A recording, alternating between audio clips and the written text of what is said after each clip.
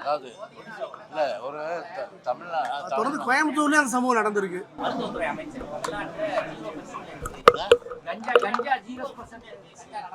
தமிழ்நாட்டில் கஞ்சாவே இல்லைன்னு சொல்றாரு. அதாவது வந்தாரை வாழ வைக்கும் தமிழ்நாடு. நம்முடைய தமிழ்நாட்டுடைய மாண்பே அப்படிதான். நம்முடைய தமிழ்நாட்டுடைய பண்பே தான் வந்தாரை வாழ வைக்கின்ற தமிழ்நாடு.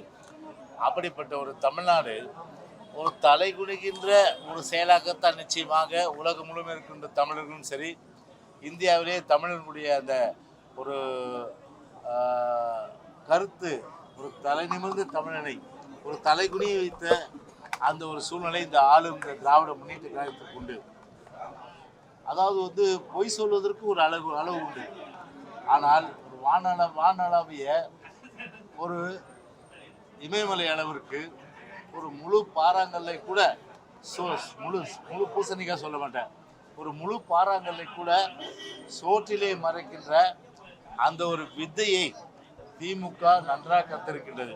அதனுடைய வெளிப்பாடு தான் கொஞ்சம் கூட இப்படி சமூக வலைதளங்களிலும் அதே போன்று தமிழ்நாட்டு மக்களும் ஒட்டுமொத்தமாக இன்றைக்கு அவர்களை பொறுத்தவரை இன்றைக்கு இந்த வட மாநிலத்தை சார்ந்த ஒரு இளைஞர் தாக்கப்பட்டு கொடுமையாக தாக்கப்பட்டு ஈவிரக்கமின்றி தாக்கப்பட்ட நிலையை இன்றைக்கு தமிழ்நாடு இன்றைக்கு உலகமே ஒரு இந்த அரசை அதாவது இந்த அரசை ஒரு முழுமையான அளவுக்கு ஒரு தூற்றுகின்ற ஒரு முழுமையான அளவிற்கு இந்த அரசினுடைய ஒரு கையாளாகத்தனத்தை இன்றைக்கு அவர்கள் வெளிப்படுத்துகிறதெல்லாம் பொருட்படுத்தாமல் கொஞ்சம் கூட வெட்கம் மானம் இல்லாமல் மருத்துவத்துறை அமைச்சர் அவர்கள் கஞ்சா இல்லை, போதை வஸ்துகள் இல்லை, இன்றைக்கு எதுவுமே தமிழ்நாட்டில் இல்லை என்று சொல்வது என்பது எப்படிப்பட்ட ஒரு ஜம்மு காலத்தில் வடிகட்டிய பொய் என்பதை தமிழ்நாட்டு மக்கள் நிச்சயமாக உணர்வார்கள். எனவே நான் ஒன்றை மட்டும் சொல்லிக் கொள்கின்றேன், எவ்வளவு நாள் மக்களை ஏமாற்ற முடியும், எத்தனை காலம் மக்களை ஏமாற்ற முடியும்? ஏமாற்ற முடியாது. அதற்கெல்லாம் ஒரு விடிவு காலம் என்று சொன்னால் 2026 சட்டமன்ற தேர்தல் தான். இந்த எதேச்சிகார அதிகாரம் கொண்ட ஒரு சர்வாதிகார போக்கு கொண்ட ஒரு சட்ட ஒழுங்கை சீர்குலைத்த இந்த ஒரு மோசமான ஆட்சி தூக்கி எறிய வேண்டும் என்பதுதான் இன்றைக்கு ஒட்டுமொத்த தமிழ்நாட்டு மக்களுடைய எண்ணமும் கூட.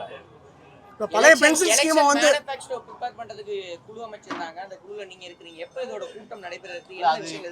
அந்த அறிக்கையிலே பொதுச் செயலர் சொல்லியிருக்கா இல்லையா, விரைவிலே பார்த்தீங்கன்னா எந்தெந்த மாவட்டங்கள்ல எந்தெந்த நாள் அப்படி என்பது குறித்து பொதுச் செயலர் அறிவிப்பார். பழைய பென்ஷன் ஸ்கீம் திமுக அரசு வந்தால் செயல்படுத்தும் சொன்னாங்க. இப்ப ககன்தீப் சிங் பேடி ஒரு அறிக்கையை சமர்ப்பிச்சிருக்காரு. அது எப்படி நீங்க எதிர்பார்க்கறீங்க? இந்த நேரத்துல தேர்தல் வரும் நேரத்துல ஒரு அறிக்கை சமர்ப்பிச்சிருக்காரு. எல்லாமே பார்த்தீங்கன்னா ஒரு தேர்தல் வரும் என்பதற்காக இப்ப என்ன சொல்லுவாங்கன்னா, வானத்தை பார், நட்சத்திரத்தை பார், உங்களுக்கு நான் பிடிச்சி கொடுத்துட்றோம். அது மட்டும் இல்லாமல் உங்கள் வீட்டில் தேனும் பாலும் ஆறோட சொத்து வரி, வீட்டு வரி, சட்ட ஒழுங்கு சீர்குலைவு, போதை வசதிகள் பெருகி ஆறாக ஓடுகின்ற ஒரு சூழ்நிலை, டாஸ்மாகுடைய வருமானம் கூடி இன்றைக்கு கோபாலபுரம் வருமானம் கூடி ஏழை மக்கள் இன்றைக்கு கஷ்டப்படுகிற நிலைமை, இன்றைக்கு அரசு ஊழியர்கள் தேர்தல் வாக்குகளும் எல்லா காற்றிலே பறக்கிட்டு நிறைவேற்றாத ஒரு சூழ்நிலையெல்லாம் நிச்சயமாக பார்த்தீங்கன்னா மக்கள் அதற்கு தகுந்த பாடத்தை கற்பிப்பார்கள். எனவே குழு என்பதே பார்த்தீங்கன்னா அது சுத்த விடுறது தான் அது. எனவே ஒன்றும் செய்ய மாட்டாங்க. இந்த நேரத்தில் எது சொன்னாலும் சரி, அது தேர்தலுக்காக பசப்பு வார்த்தைகள் காட்டி, ஏமாற்றுவதை காட்டி ஓட்டு வாங்கலாம் என்ற அந்த எண்ணம் தான் இன்றைக்கு ஆளுங்கட்சி இருக்கிறதோடைய நிச்சயமாக எப்படிப்பட்ட பசுப்பு வார்த்தைகளும் இனிமேல் மக்கள் நம்ப மாட்டார்கள். ஆசை வார்த்தைகளுக்கு நம்ப மாட்டார்கள். இனிமேல் பொறுத்தவரை திமுகவுக்கு அவ்வளவுதான் ஒரு மிகப்பெரிய ஒரு சரிவு இந்த தேர்தல் நடக்கும். செய்திகளை உடனுக்குடன் தெரிந்து கொள்ள கீழ்கண்ட கேபிள் மற்றும் டிடிஎச் நெட்வொர்க்குகளில் எம்நாடு செய்தி தொலைக்காட்சியை காணுங்கள். பாதகம் செய்பவரை கண்டால் நாம் பயம் கொள்ளலாகாது பாப்பா. மோதி மிதித்து விடு பாப்பா, அவர் முகத்தில் உமிழ்ந்து விடு பாப்பா.